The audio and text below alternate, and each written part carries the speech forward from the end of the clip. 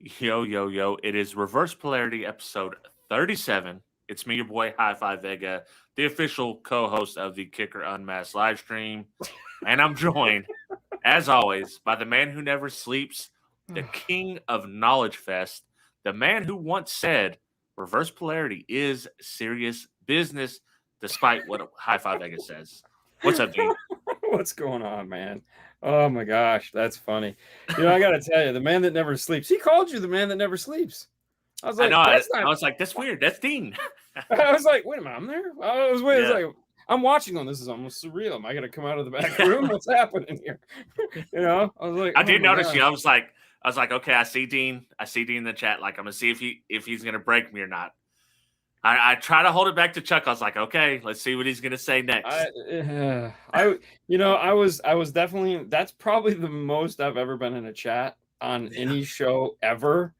Like I was like, I'm going. Even Bill texted me and goes, dude, and I was like, I don't know what's come over me. I got worse. This payback. Every time I see you on a show, I was like, I gotta say something to make Dean just break what he's doing, and that's my goal every time. Every time. Oh, it does. It does. And I was just like, there again, I was just having. Apparently, I was doing the 14. Oh yeah, you're the 14. Yeah, I was. I was having. Yeah. It's the guy that likes cheese pizza. I like cheese. Haley really likes cheese pizza the most. I like ham and onion. I like ham and onion on my pizza. I don't know why. I just kind of like, meh. But hey, pizza talk is for another time. We got a guest today. Holy crap. Yeah, we're going to talk SPL with the man himself. My favorite ginger of all time, Scott from PowerHogg Radio. What's up, gentlemen? How you guys doing tonight? Thank you for having me. What's up? It's funny you say the ginger thing. I had not noticed that, and because the red shirt played off of it, I just honestly, I thought I was like, it's a reflection. But just on the so ginger talk for just 2 minutes. It's fine. Go for it. I grew up my whole life. It's okay. Yeah. Yeah. Dean, you're ginger light. Like you could go ginger. I know. Definitely. I mean, like my hair is not like my head is not really red, but like my beard. You're telling him ginger to ginger. Yeah. Anyways, so when we're walking through Disney, Haley and I don't know what it is. We always have this. So we go whoop whoop, and that's just there's a ginger nearby. So I always like, wow. Gradually. It's so if you we'll be walking and Haley go whoop whoop, and I'll be like, oh damn, the Weasley family's in town. Yeah. Holy crap. You can usually tell where I'm close by with like the absence of color, like especially once it gets like dark outside. I'm just like a glow stick. Yeah. The sun hates gingers. Like, is it like a Highlander thing where if you see another one, there can only be one, and you have to fight to the death. Luckily it doesn't happen too often anymore. But and then like with the COVID, it kind of covered up a lot of the facial hair for people. So I heard Scott got a tattoo for every other ginger he's killed. Yeah, I can't show you that one. Yeah, I've got one or two tattoos, but yeah, I got a white tear, but you can't see the white tear too. It's powder over here, and I'm the one that gets in trouble for saying stuff like this, but it's okay. Actually, I don't. It's funny. When we were at Knowledge Fest, some of the stuff that I say, and people laugh and whatnot. Fernando's like, it's amazing that like you can say some of the stuff you say, and like nobody cares. And I was like, I think it's just because it's me. They just go, it's just Dean, whatever. Well, it's all in good fun. It's not disrespectful. Yeah. For sure. I mean, but what was funny is one of my buddies that was there, Ricardo, that has his own YouTube channel. He's the tall Latino in it. Dude, he kept ragging on himself the whole time. He's like, oh, it's because, the Mexicans. Yeah. I'm like, dude, what are you doing? You keep throwing yourself under the bus. Stop that.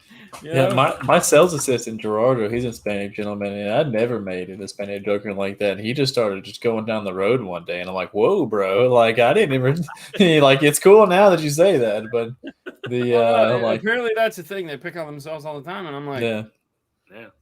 Okay. Yeah, I'll just go along with it. Yeah. And then I go, I'll just be the stupid gringo over here in the chair. That's me. Yeah, that's me. Yeah. What are you gonna do though? Yeah, I mean, I feel your white card is punched a little bit bigger than mine, just because like you're ginger. So it's like you could just walk in the room and go white card, boom, walk out, and everyone goes, Yeah, he's right. Yeah, I wish it worked that way all the time, but He's so the much. king of St. Patrick's Day for sure. Oh Jesus! Like Yeah. on St. Patrick's Day, like yo. Are we 15 in so we can talk Yeah. about car audio? Well, listen. Dude. Okay. I say stuff I shouldn't say all the time. I got told so. All right, so I used to drive my '79 Civic, and it was wide body and it's red, and it actually had this like super like '80s, late '80s, early '90s, like green stripe down the side of it. I thought it was cool, and I was driving this old school, like mini truck import car, and somebody's like, "You look like Santa's elf driving that," like the middle of like winter, and I was like, "Are you kidding me right now? Green stripe gone." Like but it's fine. It's not a big deal. What's on the hat? Is that the That's the PowerHogg PowerHogg shirt. Yeah. All right, look at that. Oh, that's a nice hat. Came out nice. Yeah. I had a lady friend that actually had this made for me, and then now I'm going to get a bunch of them made. That is the one thing that, okay, getting like POP like that is like the biggest pain in the ass. It is. It gets in it, and then they start talking about like, well, the thread count on that logo and stuff like that. I don't care what it is. Like, make it look nice, and then just tell me. Exactly. Yeah, they're like, tell me how much. Yeah, and then they're like, had the different, like, this hat's only a mark. I can buy. Like, okay, give me a hat like this. I don't care. I want to buy 50 of them. Tell me what the price is. Okay, like. Yeah, and it's like, oh my gosh, because I mean, like when we do lanyards that we take to Knowledge Fest or whatever, we'll get like made. So like I got lanyards on point right now. It's like I'm sure I'm not paying a great price for them, but it's like they do exactly what I want, and they'll make them and they do them in a timely manner and they always turn out exactly like what I said. Send them, but it's like t-shirts, it's like I used to have someone that would come into the shop and have their book and talk to you and be like, yeah, we're going to do this. And now you don't have that. And it's like, this sucks. I just, so like we use Teespring like everyone else. And it's like, I want a person. Yeah. Touche. It's like, give and take though, but you're going to pay that premium for having the person there too, just like any other kind of thing though too. But you're like, fine, I'll pay it. Yeah. And that was the thing. I actually had a person reach out to me once, and he's like, "Oh man, I'll take care of you. I got all this shit." I said, "Listen, let me just tell you right now, I'm willing to pay whatever it is you're asking, but I want that service. I want when I ask you something, I expect an answer. I want you to. Oh man, I'm totally like that. I got you covered, bro. I got you." No, he wasn't. It's like 2 weeks go by. I'm like, no, dude, don't ever call me. Lose this number. Yeah. We actually bought a t-shirt printing machine and stuff like that, and you can actually do a lot of smaller stuff with it too. But there's like a trade-off. Is like, do you want to do Teespring to where they print from source and all, they ship directly to customer, or make the investment into the machine to do it, and then you have to worry about stocking sizes and t-shirts and all that stuff. There's like a trade-off on any way kind of business you look at. There's gonna be give and take on it. But, Teespring's the best. As everyone knows, it's on my Christmas list. Teespring is the best. Sure. It's just like, and I've never bought a bad quality Teespring shirt, and I've heard of people and stuff like that, but they usually, anytime I've heard of a bad interaction, they make it. Well, right. this is the vote for Nando. I was going to ask if that one was. I didn't want to plug it. Yeah. On the back it says "Make America Base Again," and that's on the 5-star store. Or where can you find that? Yeah, because that when we first started, everyone was, "Oh, it looks like Pedro. It looks like Pedro," and it's like. Dean, now that I got you, like, it's kind of cool. I'm glad to see like the character you've turned into as far as like a personality online and to yourself. I'm not like, I learned a lot of stuff from you. Like when you and Anna first started, and it's kind of funny to go back and look at those really, really old videos and like, they're just really bad camera shots, stuff like that. But like the information you need's in there. So I'm like, man, like these guys are like, especially early awkward Nando before he gets his personality, and then now I'm like, man, I really learned these things. I like to see, just like I've said it before, like the guys that get into their own fluid and method and all that stuff. And you've got your own character, and Nando does too now. But going back to those old videos, kind of like it's almost awkward, like Well, if you really want to be awkward, go back to the very beginning, because when we were first doing the unboxings in the retail store, we tried to add humor to it. So we'd come out and I'd have on my leather jacket or my Flavor Flav thing or some sunglasses or a snorkel if we were talking about marine, and we tried to add it as humor. And what we found was that people hated that naturally, because it's like you're messing with this sacred thing that is car audio, which we were like, slow down, breathe, everyone. It's car audio. It's supposed to be fun, and no, you can't do that. So then we had to flip it 180 degrees, and we had to become very deadpan serious and just give the information we could. and it wasn't, you know, but it took, you know, it's like years of going through this. And, you know, once we got into the install bay and kind of got away from the unboxings and the way that we were doing them, now when we do them, we just straight information, keep it simple. There's no playing around. It's just, because that's what we found people wanted. People don't want characters in their unboxings. They just need information. When we do the install bay, because we've been doing them for so long, or install diary, we can now add personality into it because people have been watching them long enough and they kind of have grown to, you know, understand the relationship between him and I and the bay and the hobby, and they understand that it's very, we're not playing around even if we are having a good time. You know, this is a very real thing for us. So, you know, and that's one of the reasons why I want to do this show, because in this show I can cuss. You guys are like seasoned, like Doug and Rafa, like, but not.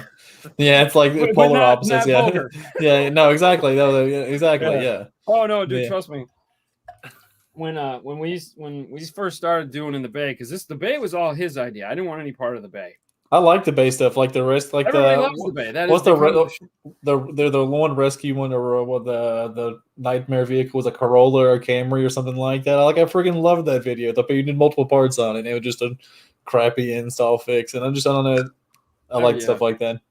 But when Fernando first, you know, was like it was his idea to do it, and of course he had no idea what he was going to do, and he's like, "What do you want me to do?" And I was like, "Dude, this is your idea. This is, you know, you need to do this." And he was like, "Oh man!" So he would literally say something and go, "I don't like it," and he would start all over again. Yeah. And so I'd be editing it, and it'd be like he'd be like 6 cuts in, and I'd be like, "Oh my, it's just gonna take me all night to edit three lines of dialogue," and I'm like, "Listen, don't do that. Just say what you need." And then if you feel like changing something, just change it. I can edit that into the scene. Yeah. And he was like, yeah. I was like, yeah, editing is a wonderful tool, man. I'm seeing you guys go live and stuff all the time, man. Is it like almost a process now? Like it's almost just part of your schedule on these videos, stuff like that, in the live streams you do and stuff like that? It's like every time I pick up my phone, it's like 5-star went live, and I'm like, crap, I missed it or whatever. But so we don't really have like a time frame. Like it's usually later in the day. It's like we try to go after 2, unless it's something like if there's something like we finished up and we've been dragging people along all week on it and it's done in the morning, then we'll go in the morning, just because we don't want to leave people hanging, as it were. It's like, oh, what happened to that car? You guys didn't show us the end. And it was like, sorry, we got busy. But, you know, as far as the live goes, we've done it so much now that it's just, we know what we need to do. So it's like, we've set the as everyone knows, I'm kind of compulsive. I won't say the O thing, because I don't really care about all that. It's just I live by strict rules of how things should be done, and so, you know, we're both on the same page. You know, when we need to be serious, we're serious, and when we need to have some fun, we're fun.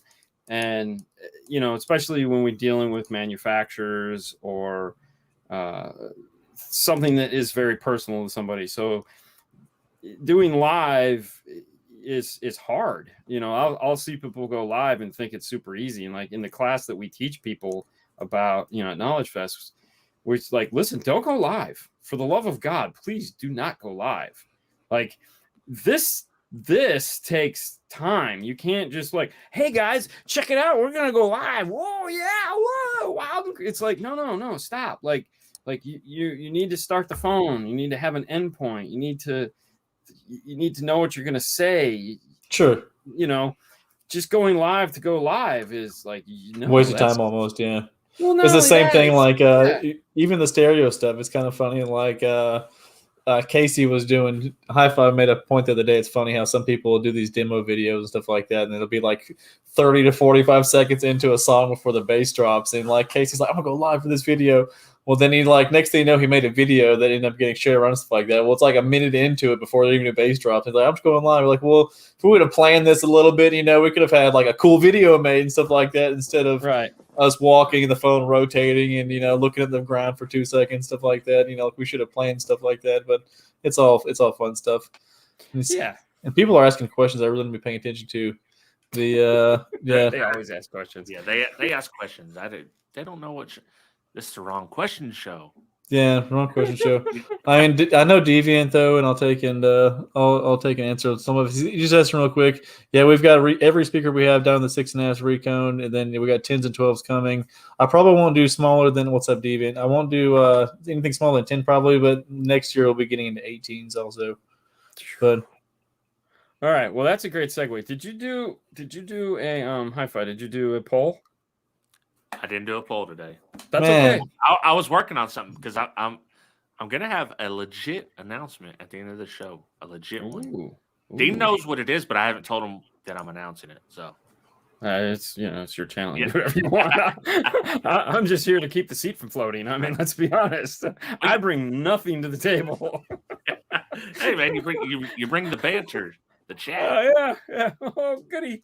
I will say that speaking of demos, so Yes. it's well established that I hate bullet tweets, right? So we're going to the Sundown show. Me and Derek, I bought the ticket today. I'm flying up there, hanging out with him for a day. Then we're going to the Sundown show. Which is typically not our spot. And I told Derek, I said, hey, I'm going to make a shirt that's got the Ghostbuster logo, but bullet tweet on the We Ain't Afraid No Ghosts, And then on the back, and Derek's like, yeah, make me one. I'll wear it. And he's like, on the back, we're going to write something like, don't melt my face, bro. I was like, okay, well, add that. And then I'll put hashtag ban the bullet tweet. That's my new hashtag, ban the bullet tweet.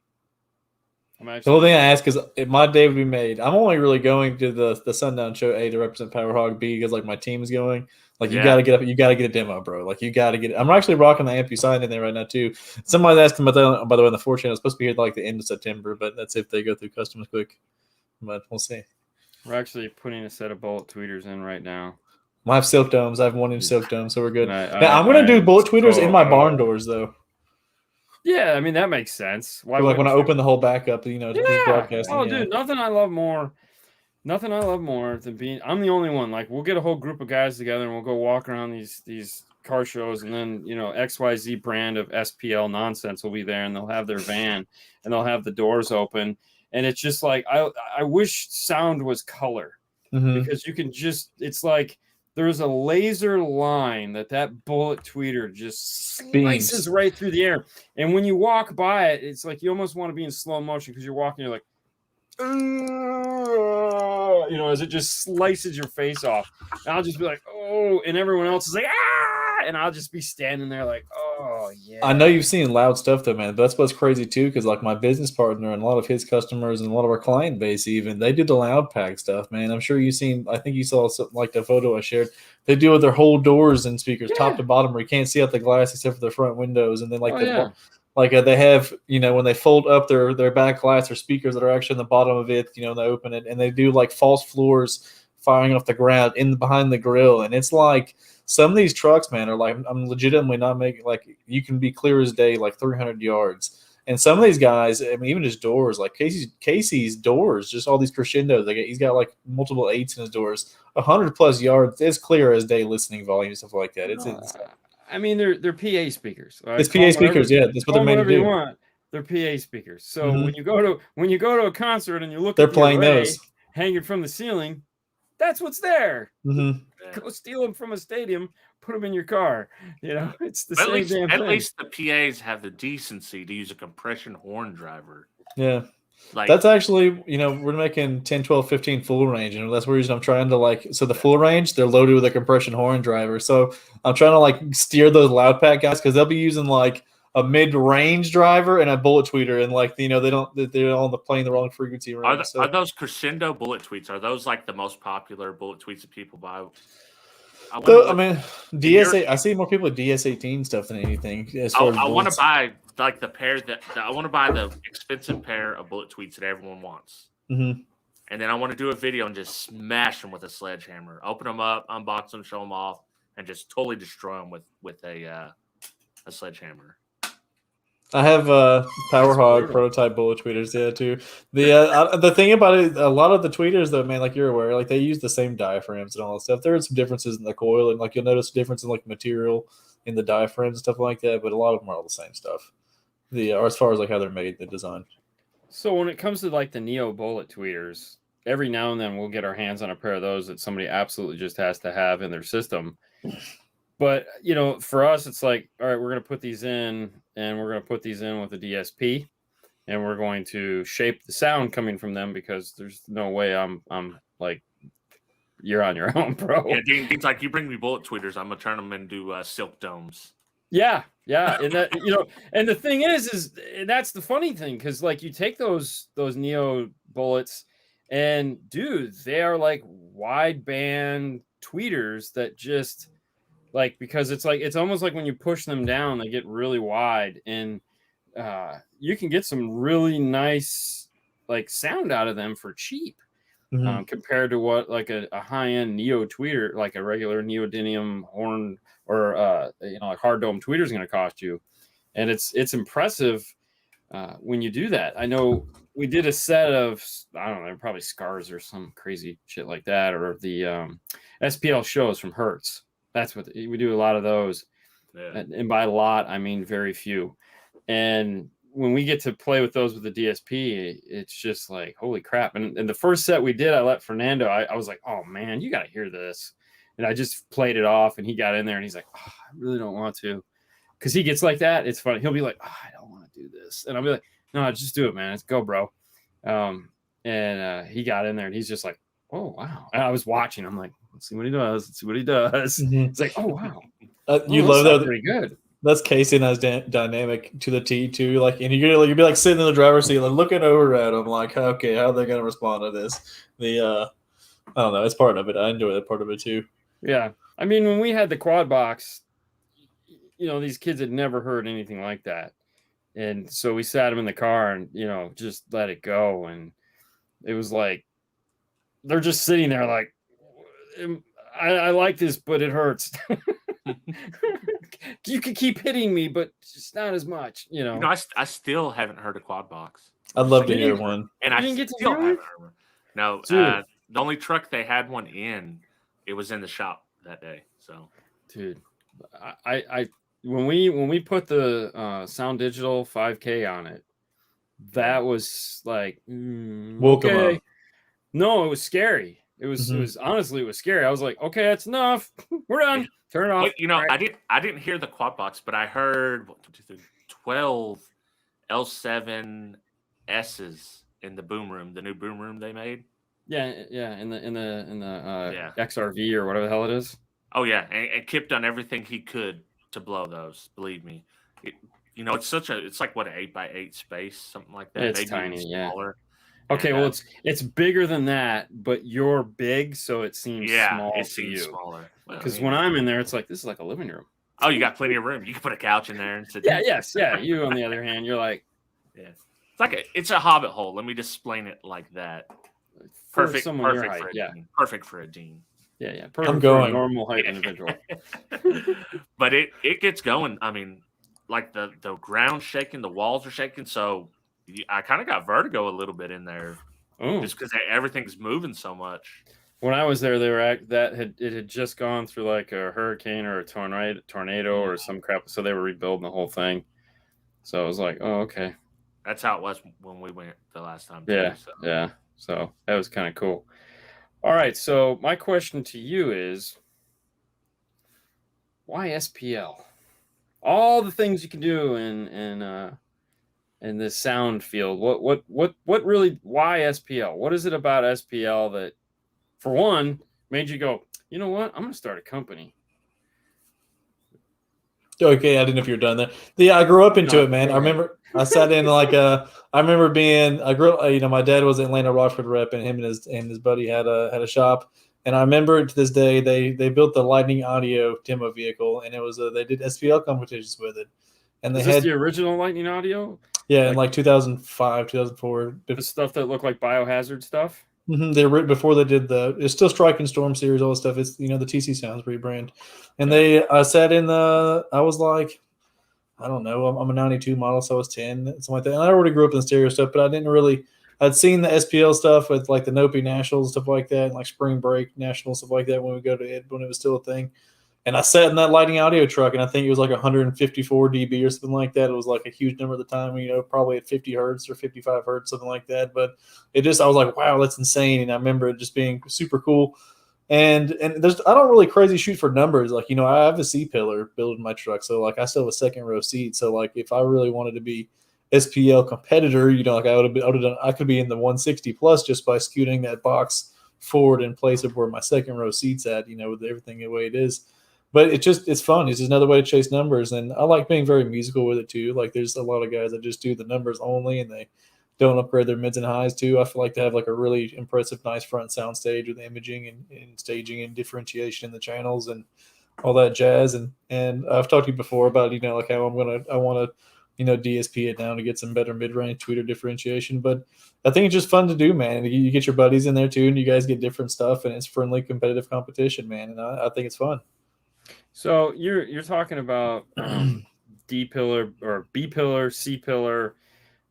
So yours is still, I guess, almost would be considered an SPL grocery getter at this point. Pretty much. Mine's my daily, dude. Everyone wants to play like it's some crazy thing, or like I'm building a competition vehicle. Like I drive it to work every single day, and I have people ride in the back seat all the time. Like, and I still have area behind the box. Like, relatively speaking, my wall is not that big because I even have is it a wall, a full wall, can't see out of the rearview mirror kind of thing? It is a 4th order band pass enclosure. Yeah, it was 615s, and yeah, and I'm about to put it's 15,000 watts, but it's really, believe it or not, it's underpowering on the subwoofers. I need to put a third 7500 on them, but it's really, really musical. Like they're 5-inch coils on the subwoofers, and they're super musical. I can do high 150s on music, like not re-bass, not playing bass music, rap stuff like that, like playing music, high 150s, and it sounds pretty good. So what we used to call them is because before SPL turned into whatever it is now, everyone would come in and they wanted, and this was back when you were 10. Everyone would come in and they'd be like, it was a daily driver, and they want this volume, but every second of the day. Mm-hmm. So like we were building walls with band passes with like 612s, 610s, 412s. We had a 615s and a Dodge Caravan and band passes that was really neat. But they weren't like burping vehicles. It wasn't like, whoa. It was just like all day long. That's what mine is, though, Dean. Mine is that. It sounds like. Yeah, I give these guys like multiple songs back. I'm not doing no 30 seconds, get in, get out, stuff like that. I'm like a video came out the other day. I did like 3 songs back to back at full volume. You know what I mean? And I drive like that. You think I'm not full tilt for 30 minutes at a time? With small breaks, driving on road trips, stuff like that. Driving to Indianapolis, yeah, dude. So it's like you get people. Out and you're like, oh, dude, I'm not even. Yeah, not of the ears, but like I'm not even joking, dude. Once you got in like the 150s, my jaw starts bothering me, or like you'll get like my ear will be sore for a couple of days after like a loud show or something. Jesus. But yeah, you don't. It's all for the love.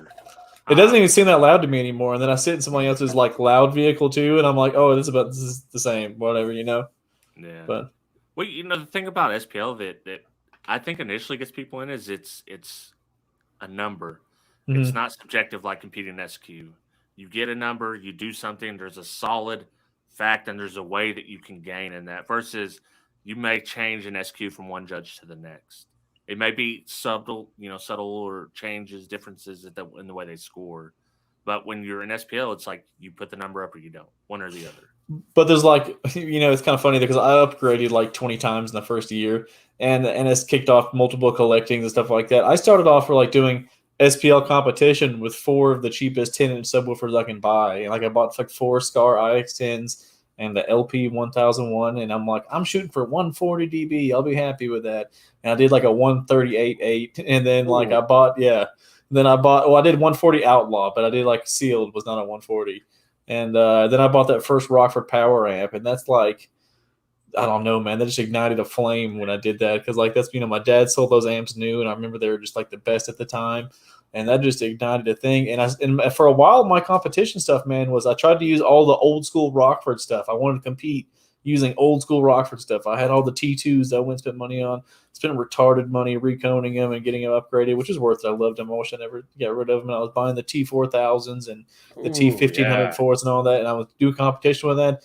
But it got to the point now to where, like, for instance, even as a consumer, before we did the PowerHogg, like, I was spending $1,000 for a T4000 to get 4,000 watts out of it. You know what I mean? Yeah. Even me on my PowerHogg amps, I can sell you a 7500 that's going to outperform that T4000 in every load, every signal to noise, dampening, every case ending in Y, even at 12 volts, 14 volts, whatever you want to look at it. And for $1,200, getting double the power. You know what I mean? So it came to a point where it was like all the cards lined up with me wanting to do something else for my Snap-on franchise, doing the SPL competition stuff, and what all it taught me, and what we looked for in drivers, and having the team of those people and knowledgeable people on my team. Everyone thinks it's not just me. I'm kind of like one of the front guys for it, but there's a team of people to this game and PowerHogg, and it just led, all the cards fell in the right place. We were tired of buying other people's stuff. And we went down the rabbit holes, and we've been over this before on the other podcast with Hi-Fi here. I don't want to ramble him to death, but it just worked out great. And don't worry about him. This ain't for him. I'm shopping right now. I'm internet shopping. Well, you got okay. Yeah. Where'd my water go in this? But it just lined up right. So like in the me going higher numbers went high in hand. There's levels to car audio, man. There's levels to it. Yes. Okay. Well, I mean, I feel like I'm going to say back in the day, because way older. SPL was the price for entry was affordable back then, before the super woofer, the Sundowns and all those came out. It was like, you could go buy a normal 890s series woofer that had a 1-inch surround. Oh God, remember those? And I know all those. I know all the old school stuff. Yeah. So you'd buy, maybe buy 412s in an affordable amp, and you're hitting 138, 140, and you're like, oh my God, this is so awesome. And you're beating it down in the parking lot, and you go home and you didn't win, so you tear the whole thing out and you build a new box, and you try something different. And and it was just like anything else. They took it to the next level. It was like spray foam was your friend, and then everyone was spray foaming the shit out of everything. And now it's where it is. But it's funny you mentioned the Rockford T4000s. The last build that I did for somebody SPL wise, a guy had 6 T215s and a wall and a van that we powered off of. So I built him that box.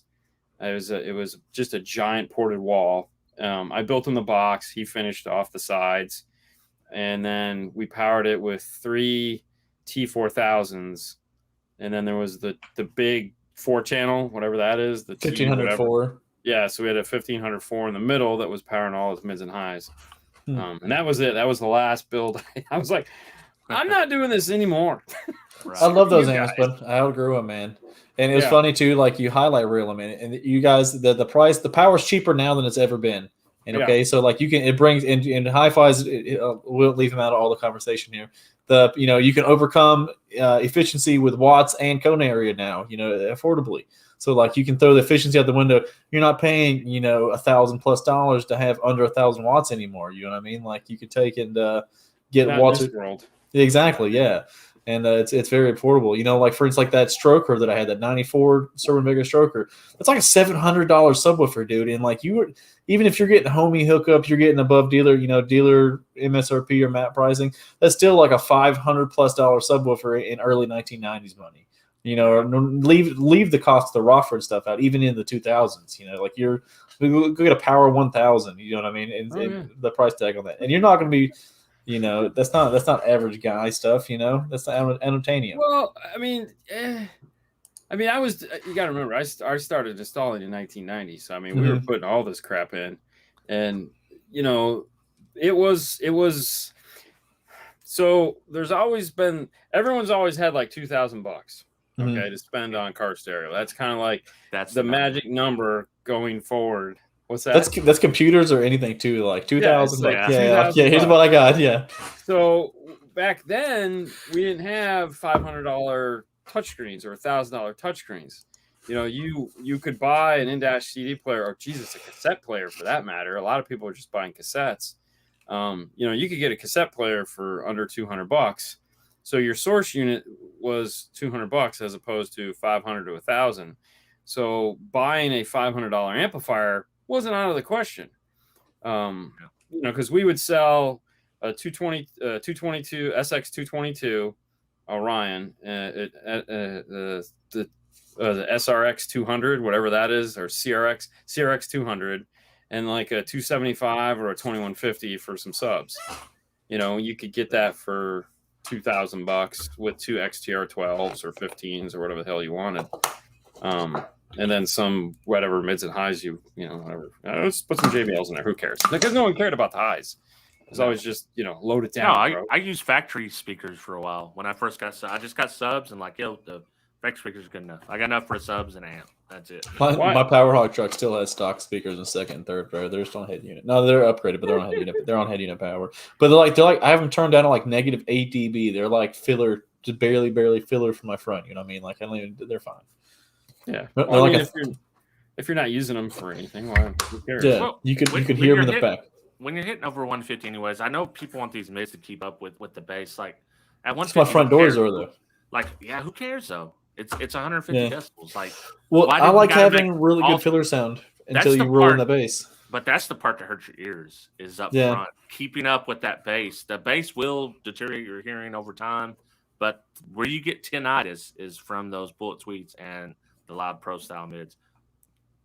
That's what's going in your hair quicker than the subs. You want 150 decibels at 1,000 hertz? No, 150 decibels at 20 hertz. No, 1,000 hertz. No mids. No, 1,000 hertz, baby. Yeah, 150 at 1,000. Talking about cheap. So I hit a 142.6 completely sealed up, not outlaw, on the dash with this $150 subwoofer and a 20-year-old Rockford Fosgate 225.2.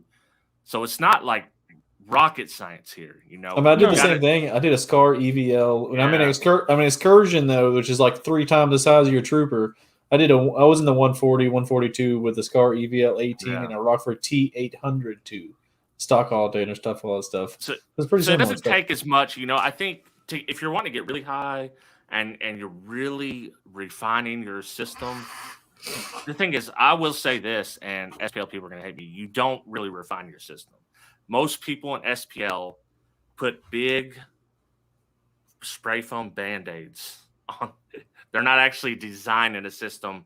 They put the stuff in there, and then once they got it in there, try to figure out how to make it work better. I mean, that's fair. That's my take. Speaker by the pound, as Dean does it. Yeah. It's not. I mean, that's what I did too. That's what I did when I first started. But now I try. But there's levels to it though. Like that guy. Even if you'll see a wall guy or somebody that upgrades 50 times, that you'll do that install. You cram all that stuff in there. But they're going to do another build after that, and then there's going to be a point. And just like I like doing my interviews on my show and stuff like that, because it humanizes a lot of these guys. Because people see the wall and stuff like that, and they're like, "Oh, that's a big expensive build." You're like, "Bro, I didn't start at this too. Like I was, like no walls, like crappy boxes before I learned this stuff." There's like a transition point along the way. Like you go from cramming stuff into a car, and like, "Oh, I got this out of it. And I'm changing EQ and all that stuff." And like, no, I need to start pre-planning this. And then next thing you know, they're like designing doors or having stuff made. I think like EXO is probably the antithesis of that right now with his van build that he's doing. It's like he's literally taking. It's like when he's done, that's going to be. And it's artwork. This is it. If you had a year and a half or 2 years, whatever it's going to take him to finish this, to build the best of the best. Thank you, sir. You win. That's what you would do, and I think that's what he's showing people. It's like, yeah, you could 8 sides, 4 holes, slide it in, wall it off, spray foam the shit out of it, and be like, boom, that's me. Numbers. That's me. No, but you're always gonna sit there and go, oh well, if I ram some 2x4s in there, I'm doing it all the time. I'm like, I'm gonna shrink my port down, and I'm gonna test this, and I'm gonna do that. Yeah. But I mean, that's part of the fun. I feel though. I mean, that's to me, that was always the allure of like, all right, it's done. Drive around with it for a week and be like, all right, tear it out. But he's done multiple walls now. This isn't his first wall, but this is my first wall truck.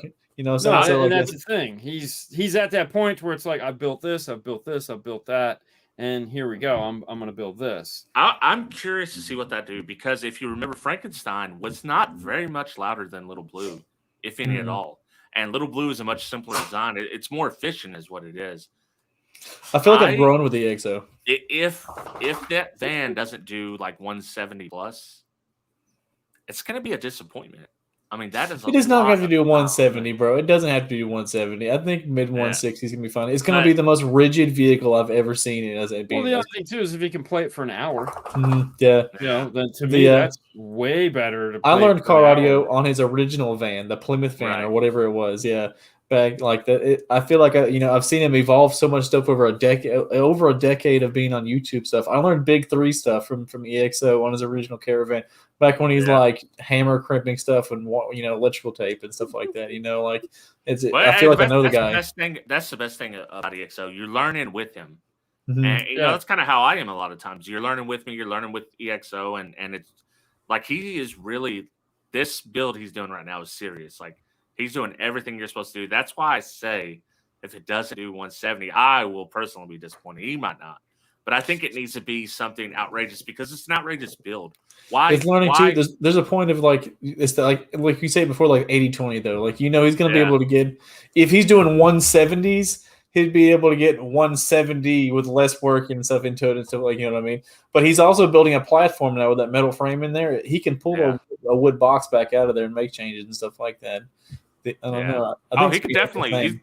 That's the good thing. What he's doing, he's got a foundation, like a very solid foundation. So even if this iteration doesn't do it, he can maybe pop different subs, redesign his enclosure, and he can get there because the foundation is solid. I almost thought about going down subs. Like I've got those Hog 3 Neos in there right now. I have to look at the trade off right now as a small company. I have to look at when I get these amps in. I'm getting like 100 of each model or whatever, but. Do I want to sell another amplifier or do I put another one in my personal vehicle? Okay. Yeah. So it's like now I can either put another one in my truck and then get those Hog 3s moving really good. Or right now with the power I have, I can actually step down a subwoofer and probably beat the dog snot out of somebody like Hog 2 or something like that. So I haven't made my mind. And at some point you might reach, the power compression limit where you're losing instead of gaining, at some point. You're not changing. Yeah. Yeah. It's funny. You bring up the marketing side of it from your perspective. That's something that we actually do a lot on the non-video side of things. Is we interact with a lot of manufacturers about things like that, as far as campaigns and setting up marketing and things they should do and shouldn't do, and that's when it comes down to looking at your audience, and as far as not like YouTube wise, but your future client. If you roll up and you have the best of the best, that 1990s, early 2000s, like when, these guys would roll up with these vans that was on obtainium, like when Orion had that dually that just had a row of silver, beasts down the side of it that they could never turn on because they didn't have enough power to do it. It looked cool and it was a statement piece, but who's going to do that? So, you roll up to a place and you have, not the best subwoofers that you sell. You have the right amount of power and you drop some bass and it just impresses the shit out. And like, holy crap, he's doing that with those? And those aren't even the best? Mm-hmm. Well, then you actually say something. It's like, this isn't even our goods. This isn't even the flagship stuff. This is like the okay stuff. So you've already set in a buffer to make people want the best stuff because they've seen what this can do and it's not the best. So the best is going to be even better. So you will by accident have created a draw for the better product. Or the guy that can afford that is like, he's going to be confident knowing that, well, this is what it sounds like. I want this. I'm just going to buy that. Sure. So the benefit of the underpowering right now is that going back to I could demo all day. Like I'm running out of voltage before I've genuinely never smelled my subwoofers. Like initially when I very first put them in, like I could smell like some of the glue and stuff like that. But as far as like coil smell and stuff like that, I'm running out of battery before I ever heard on those things. But I'm not even moving them though. Like they're like at 20 hertz, you're like barely even going, Like, but it's also a lot of pressure in that lower chamber. 5-inch voice coils. Yeah. It takes a lot. Kicker kind of inadvertently done this with the quad box because those are L7Rs, which were replacements for what the L3s I think Mhm. they were back in the Yeah. day. Yeah. And they done it for efficiency, but people hear that and they're like, "What? These are only L7Rs? Like, I wonder what it would do with Q class or L7S." Or the opposite side of that, which is like, I can buy this box and this amp for this amount of money, and I'll be hitting 150s without doing anything. Right. So, But crazy excursions stuff like that isn't always it. Like for instance, it still stays super musical. And going back to 5-inch coils, like like a crap load of like home theater or like large theater drivers are 5-inch voice coils for. Oh no, I have a Morel 12-inch with a Yeah. 5.1-inch voice coil sitting underneath my workbench. And just people waiting talk to go to smack my about car. it. Yeah, you're like, yeah, you can compensate it. They're like, oh, like you have less spider material. Like, well, no, you add more spider material. Like you have more spider assembly. Like and then you can kind of offset that the beam of cubic. Well, I mean, have you ever used a SoundCube sub? No. Yeah, well, you'll have it for 3 years and it still won't be broken because I got like 6 spider packs or something on it. I had an 8-inch. I think mine are broken in, bro. I have 3 10-inch 5-layer spider pack. Yeah. And it's like, once you start stacking them, man, them dudes are hard to break in. They're not as stiff as they used to be. Right. Yeah. But also, you got to think, like, I'm a 1,000-watt guy. Like, if I got 1,000 watts in my cars, I'm good. 600 watts on sub for me is fine. But yeah, I mean, when we play a car, when we're tuning a car and we're playing it when we're done, we play it for a good hour, just because we know we have to get these things heated up and ready to go. Because when I got to demo this car, I don't want to demo it with 15 minutes of playtime on it, because that sucks. So, although you'd mentioned you haven't smelled your woofers, I actually smelled the woofer today because we got a box in from a manufacturer, and I'm like, dude, because the last thing we do when we're tuning is bring in the subwoofer. So that's like we're done with everything. We turn on the sub, and it's like, oh, cool. That's kind of like the reward. And there's no bass, and I'm like, why is there no bass? And I'm like, God damn it, I bet you one of these is backwards. So we pull the box, flip it, and sure enough, like, God, what the hell? Casey's guilty of doing that. Yeah, unscrew the woofer, and it's like, oh yeah, they've been fighting each other, dude. I swear. So Casey and I do a lot of like we'll do side installs. You give Casey 1-2 beers, and he's like wiring subs out of phase, and you're like, what is the deal? And I took my tuning method a lot from what your stuff is. Like, yeah, like I drove around with my doors for like 3 days before I even put the sub, the bass in and stuff like that. Just getting the doors, sounding right. Yeah. I mean, but because I mean, and that's the thing. I mean. And that's people always ask about time aligning the subwoofers, and you're like, okay, listen, you can do it, but you're not going to do it. I've never noticed a difference in the time. Now I did notice time aligning my doors. Don't get me wrong, I can. But the thing is though, there's like I don't mean to cut you off, but like the lower volumes though, you can have great listening experience at lower volumes. And then of course it doesn't make a crap once I crack it up. Obviously that, but when I'm not full tilt, I like having really good imaging and stuff. You know what I mean? Right. Well, that's the problem. And that's what we tell people. If you want to time align your subs and you're not competing and you want it to sound like there's an upfront subwoofer presence, you have to align those subwoofers at this volume and play it until you get it just right and get your distance and your phase and EQ. And then they'll sound like they're coming from the front. But the minute you go anywhere from that, it's over. It's over. Because you've just... it's just like if you're using level adjust on left and right, you get it perfectly centered, or how you feel center is supposed to be, and it's like, oh, this is great. The minute you go into your fader and balance over 2 clicks to the left, it's gone. Okay, you said this like a week ago, and I know you probably said before that, and it Dean, I swear it actually I went out to my car the next morning. I'm like, yeah, I'm gonna try that. I literally went right 2 clicks, and I was like, wow, I have like a whole nother set of speakers over there on the right side I never paid attention to before, And I'm like, and that's one thing I keep getting into. Like, I have this like a really nice Kenwood Exelon, like the 906S, and it's like a nice radio, but I like outgrown the time alignment and crossovers in it because it's the same thing as that. Like, even time alignment, getting into it correctly, like when you do it the way you're supposed to, like measuring the head, stuff like that, I get like the best results on like measuring to like the very center focal point of my roof instead of like in the seat where it says to do and stuff like that. And then, but it's just I need to go to a DSP and just quit using. If you're demoing, you probably want that. You want a 2-seat tune that way. Yeah. You're always there is no 2-seat tune in a. There's no 2-seat tune coming from a radio. I mean, there's very few DSPs that are going to give you a 2-seat tune. The reality is, and this is what we tell everybody, it's like, who's driving the car? You. Mhm. How are you? Do you have passengers in the car? Yeah. When you sit in the passenger seat, how does it sound on a daily basis before you DSP the car? Well, it sounds like the sound is coming from over there. All right, that's exactly how it's going to sound once you've done your 1C tune. It's going to sound like the sound for them is coming from over there. To you, you have a whole different world of fun and excitement. I don't care about my passenger.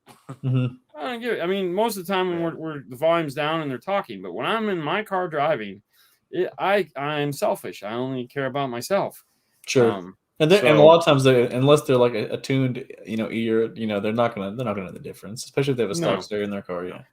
Well, the other thing too, like with the Kenwoods and the Sonys and the Pioneers and all that, when it comes to when it comes to time alignment, there's a trick to it. Because like if you try to take the tape measure to one of those, you're just going to hate yourself because it's never going to work right. The easiest thing, especially on a Kenwood, is to set it to the driver's front seat, then go into the adjustment panel and put everything back to the 0 point. Go to the level panel, put everything back to 0. Fade it to the front, go back to your DSP panel, then go to, if you're an iTunes user, download the My Disc Polarity Pop. That's the thing you always hear in the videos. It goes pop, pop, pop, pop, pop. Okay.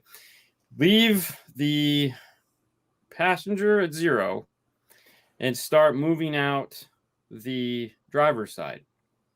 And what you'll hear is as you're adjusting that out, if you go slow, it'll real time. It won't cut the audio. You'll see it go across. Yeah. You'll hear it just until you get it exactly where you want it, and you're done.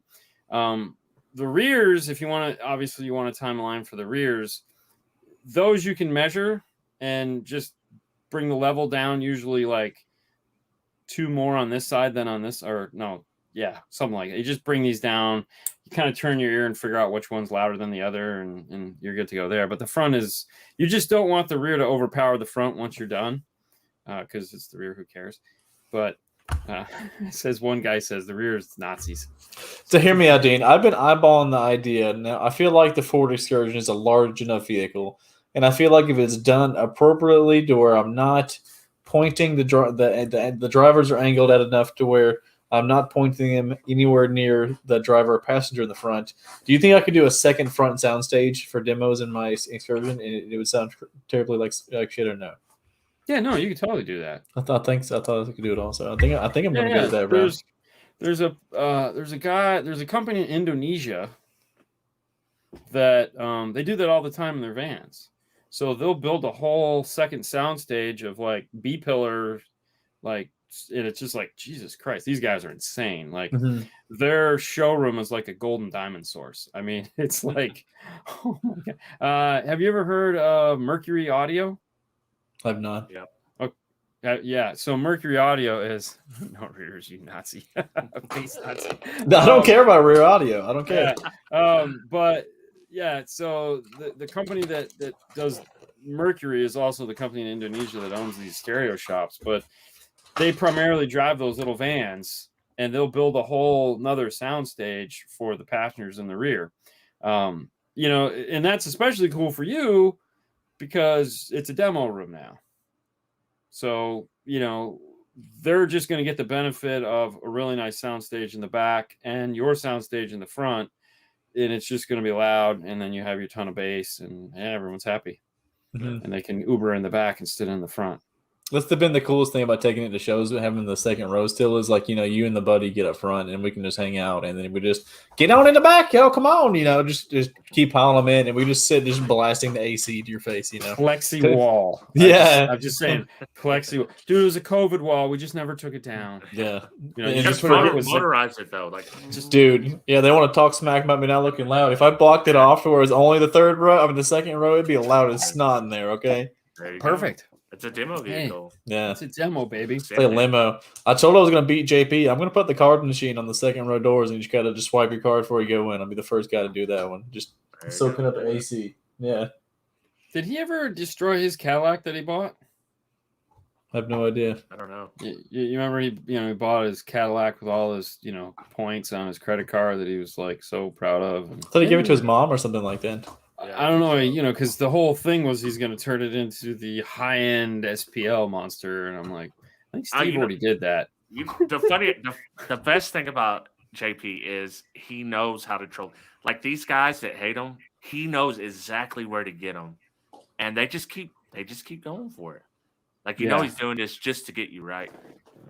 He's terribly. I mean, he's wicked inspirational guy though too, man. Like he was super positive when I met him, and he shares stuff with like all the time. Inspirational stuff comes out of that guy, and the amount of people that follow him on every social media platform that he has just to talk smack and be frustrated anything he posts is kind of almost off-putting. You're like, what are you guys doing? Like you went and followed him on every social media account that you can just to be pissed off.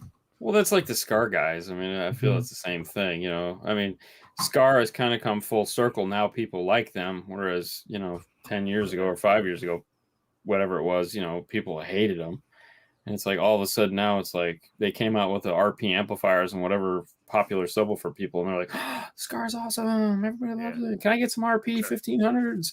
People talking smack about Kicker. Kicker went from the butt end of a joke in the last couple of years as far as what their market share in the SPL thing was, and now they're like, hold my beer, and it just rained Kicker again, which is cool as crap too. Like they've always been around, but it goes full circle like that.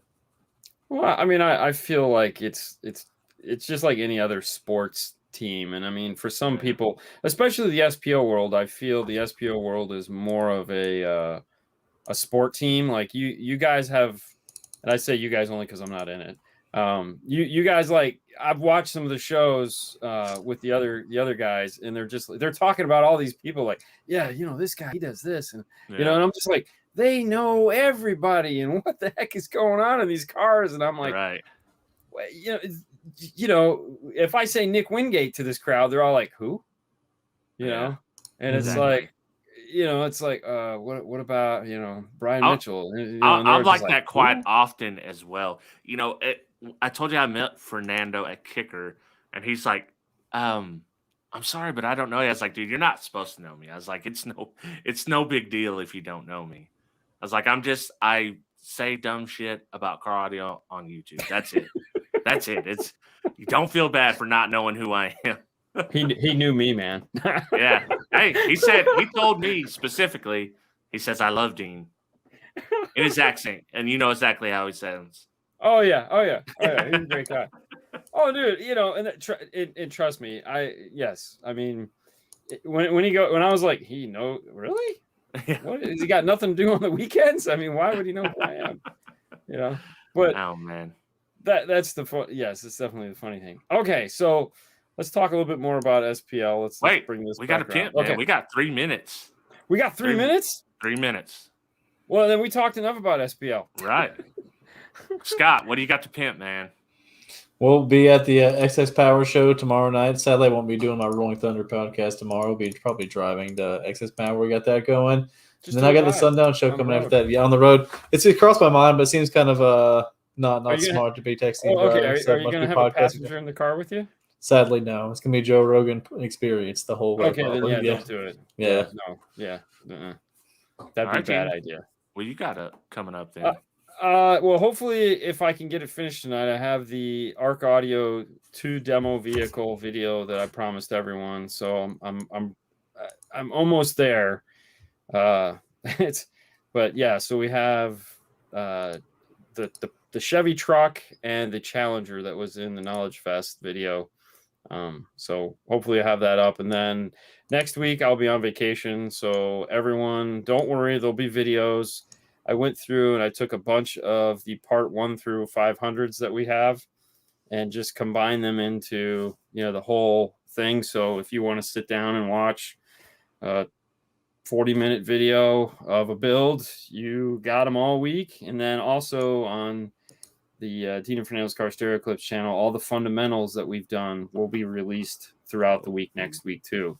That's going to be good. That's gold right there. The fundamentals are the best new thing on 5-Star Car Stereo.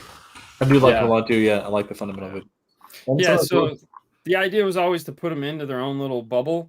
Yeah. So I want to do more with them, but for right now, it's just getting them out so that I don't have to. People go, hey, where can it's here. Just we'll find something to do with them later, but here they are now. So that'll be fun. So we won't be. I won't be able to do this next week. So you can either not do it or have a co-host or.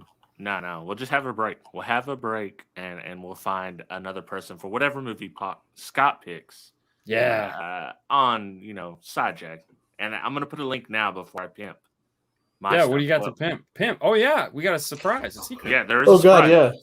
You gotta have quality stuff for your installs. Like Right. you tell them, it's a learning experience. You gotta have quality components on anything you do with an install. Like anything you want to buy quality speakers, you want to have quality sound out of them, you want to have quality sound out of your nice amps. What do you gotta have to have that stuff? I've designed. CTA. I've been playing with it this whole time. The new finger trap. This is the Arkansas finger trap. Yeah. No, okay. Let's get to serious. But did you guys see me hassle Kip live for a Knowledge Fest ticket? Yeah. So I'm going to Knowledge Fest. It's funny because you're like while we're here live, I want a Knowledge Fest ticket. You're like, while I'm here, this is my demand. Yeah. I told you I could get you one. I mean, I know, but I know a guy. but I could harass Kip for it live on TV, or not TV, but pretty YouTube, much. So yeah. Why not do that? So I'm doing that. I'm going to the Sundown show, but I told you guys I'm gonna do a big announcement. So you guys know I like wire, not CCA wire, but I'm gonna start doing big 3 kits. It's gonna be probably a month out before I get my website completely built and show them. But I have them in stages. This is stage 1. This is a 2-aught welding cable, all FC, of course. Next stage is TechFlex, something close to Dean's heart. Adhesive line heat shrink, 10 lugs. You have 3 colors. You can have any color you want as long as it's red, blue, or silver for your power. And as well as that, I have another, if you like the split loom look instead. We have that. That's the stage 2. I haven't announced prices yet officially. But if you want to step it up a notch, this kit's already made for somebody else. But I have the stage 3, which is fire retardant TechFlex, actual TechFlex, adhesive line heat shrink, 10 copper lugs, Dean's favorite. Ferrules. We'll get that wire ferrules on both sides. And that one's actually split because with that kit comes 2 things. Can we have heat shrink that says it's your boy on it? No, unless someone requests me to write it on there. I won't even charge you. I'll just write it on there for free. So you got your extra bag of goodies here. Obviously, all of them are going to come with the HifiVega sticker. But that's important. None of this stuff's branded. So nobody knows who it came from. That HifiVega sticker is holding up good on the weather, by the way. I've got it on the excursion. It's been there for like 2 months. Took like 4 car washes. I'm surprised. But with that kit, the stage 3, I like the military style terminals. They're easy to do a big 3 on. You run, a ground and a ground on this side, and then your power, and a waterproof fuse holder. Not one of those plastic clicky tops that people like to put a zip tie on. No, waterproof fuse holder. We don't even use those. Like I give those. So the kits, some of the Stinger kits come with those, and I'm just like, why? Oh, we gotta hit a price point. There's different quality ones. There's different. No, they all suck. They all suck. They all suck. I have them on the excursion, and I hate them. Okay, just call me out. Yeah, they all suck, man. I bought that SMD one, and I'm like, what have I been doing with myself? Yeah. Okay, his are nice because they come with bolts. Yeah, so, I bought that one. I have all the crappy plastic pop down tie bones on the other ones. Yeah, we had to make us a set of coppers that we were supposed to use in this Sound Digital car, but we never got around to it. And then Sound Digital picked up a wire company. I'm sorry, the Ground Zero, my bad. And then they picked up a wire company, so then they sent us all their wire. And I was like, all right, we'll pull all the Stinger crap out of the lab and we'll put the SMD stuff in there because I like that stuff better. So I got to call him and have him make us a second one, copper one, which... Damn, those things are expensive. Oh my God. They're not cheap. No, but they're nice. They're nice. He does a hell of a job. Like the fit and finish on those blocks that he makes is just like, I mean, it is what hand built is supposed to be. Because we get hand built stuff and it's like, that's crap. His The stuff, machine's not cheap. The machine's got to. That's the reason he's killing it, though, man. The thing's got to run wide ass open. It's like a $500,000 machine, or like $250,000 at least, or something like that. Machine. yeah, but I mean, the machine is one thing, but like just the assembly, the final assembly on his Oh, products, it's beautiful. It's beautiful. it's artwork. everything is perfect, man. And it's like, you know, we were working on something the other day that's like hand built, you know, specialty crap that we had come in. I'm like, this looks like crap. Mm-hmm. Yeah. Like this isn't hand built. This is, I mean, hand built if you got one eye and the other one's blurry. Well, it might have actually been hand built's only good when it's built by a machine. Yeah. Okay. Makes sense. Well, Steve's a machine. Yeah, that's true. That's true. All right. So next up, Next up is make sure you guys head over to the channel which we call Sidejack. Totally. Yeah, Jesus. Sidejack. Link in the description. You guys can click Yep. it. And that's Tonight is the Wolf of Wall Street, and Scott, Mr. PowerHogg, will be joining us on that one. So if you'd like to continue the conversation over there, make sure you head over, and we're going to talk about movies and fun stuff like that, guy stuff. So you guys have a great rest of your night. Where can they find us next time in a week? A week and a half, 2 weeks? A week after the same bat channel, a week later. Same bat time. There you go. Later. Yeah. This has been the HifiVega Network. All right, man. We'll see you. Thanks.